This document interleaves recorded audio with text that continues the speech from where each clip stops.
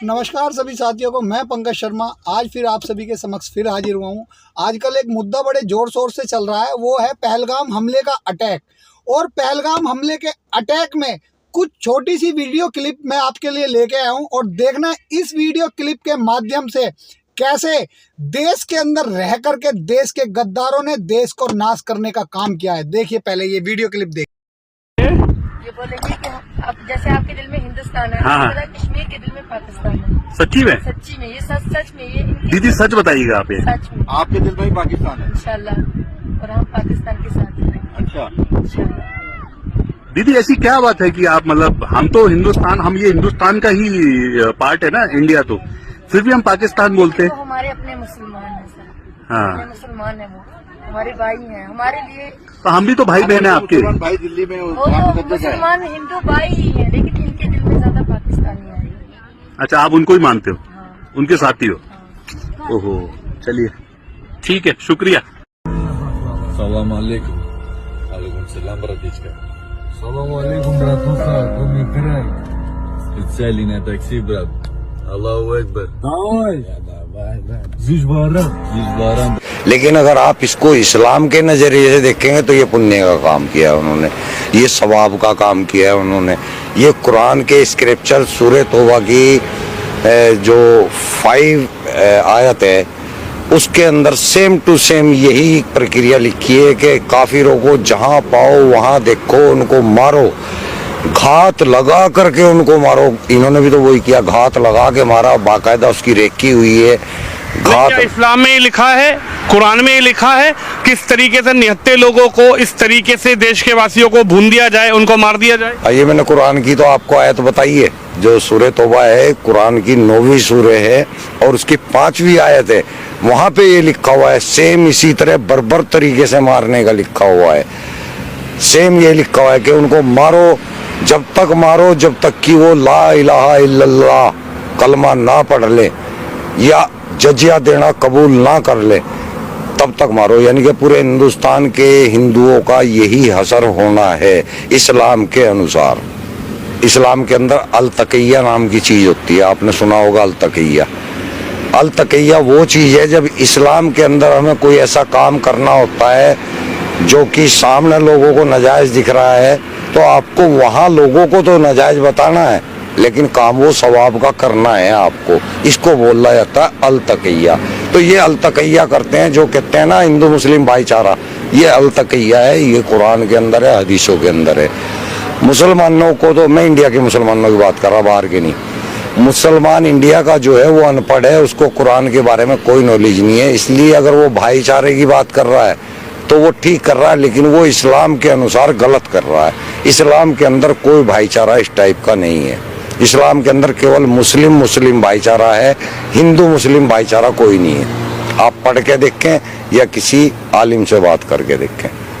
अब मैं भी आलिम ही हूँ, मैं आपको बता रहा हूँ। जिसमें कुछ लोग हमें काफिर बताते हैं और जो काफिर बताते हैं वो हिंदुस्तान में रहते हैं, हिंदुस्तान का खाते हैं, हिंदुस्तान के में कमाई करते हैं और गुणगान करते हैं पाकिस्तान की, और शादियां करते हैं पाकिस्तान में जाकर के। क्या हिंदुस्तान की 140 करोड़ की जनता में उन्हें अपने लिए कोई वर या वधू नहीं मिलता कि वो हिंदुस्तान में रह करके शादी करे? ऐसे आस्तीन के सांप आपको मैं वीडियो के माध्यम से दिखा रहा हूँ। ऐसे आस्तीन के सांपों को हिंदुस्तान से डिपोर्ट कर दिया जाए या गोली मार करके बाहर निकाल दिया जाए। आज हम हिंदुस्तान के जो नागरिक हैं, जो हिंदू नागरिक हैं, वे ज़्यादा परेशान हो गए हैं। कहते हैं कि हम इनका गला काट देंगे। अरे क्या हमारा हिंदुस्तान में रहने का अधिकार नहीं है? हिंदुस्तान में रहने का अधिकार सभी है, लेकिन तुम जैसे दोगले लोगों का हिंदुस्तान में रहने का कोई अधिकार नहीं है। हिंदुस्तान में रह करके, कश्मीर में रह करके आप हिंदुस्तान की पब्लिक से कमाई करते हो और गुणगान करते हो पाकिस्तान के। ये बहुत बड़ी गलत बात है। और इसमें ये देखो, ये मुसलमान होकर के कैसी बात कर रहा है। ऐसे मुसलमानों ने देश के अंदर बहुत ज़्यादा अंतकी मचाई हुई है। क्या बुरा कर दिया है हम हिंदुस्तानियों ने तुम्हारे साथ में? हमारे खून के अंदर हिंदुस्तानी है, एक एक कतरा हम हिंदुस्तान के लिए नौछावर कर दें। कमाते हैं, खाते हैं, हिंदुस्तान में खाते हैं और हिंदुस्तान का ही खाते हैं, किसी और देश का नहीं खाते। तुम्हारी तरह तुम जैसे कुत्तों ने देश का नाश कर दिया और देश के अंदर रह करके ऐसी गद्दारी 30-30 साल से पाकिस्तान से वीजा बनवा करके भारत में आ गए और उसके बाद में गुणगान करते हो पाकिस्तान के। अब भारत तुम्हें डिपोर्ट करके पाकिस्तान भेज रहा है तो अब रोने लग रहे हो। क्यों रो रहे हो भाई? जब भी वीजा अपना एक्सटेंड करवाते और रहते हिंदुस्तान में, परंतु नहीं, तुमने चोरी छुपे रह करके अभी अमेरिका से डिपोर्ट होके कितने हिंदुस्तानी वापस आए हैं। ऐसे ही डिपोर्ट करके आपको भी वापस पाकिस्तान भेज दिया जाए। मेरी भारत सरकार से भी और जितने भी कर्मचारी हैं उन सभी से अपील है, इन जैसे लोगों को ध्यान रखे।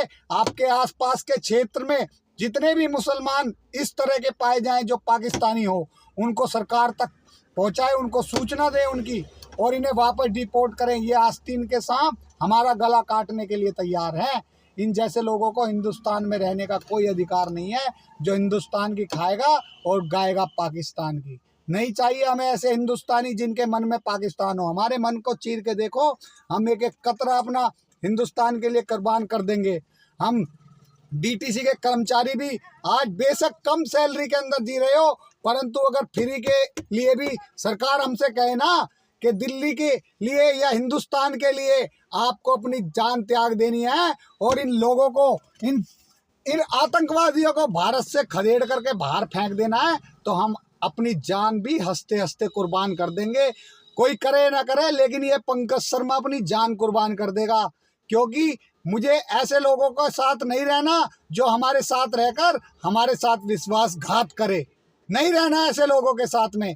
इन पाकिस्तानियों को देखो, इन कुत्तों को देखो कैसे कैसे बात करते हैं। देखा आपने इस तरीके से बात करके, और ये हमारे सभी हिंदुस्तानियों को जिनके मन में हिंदुस्तान है उनके साथ में छल कपट करते हैं। इसलिए भारत सरकार से भी प्रार्थना है, ऐसे लोगों को जल्दी से जल्दी डिपोर्ट करके वापस भगाएं।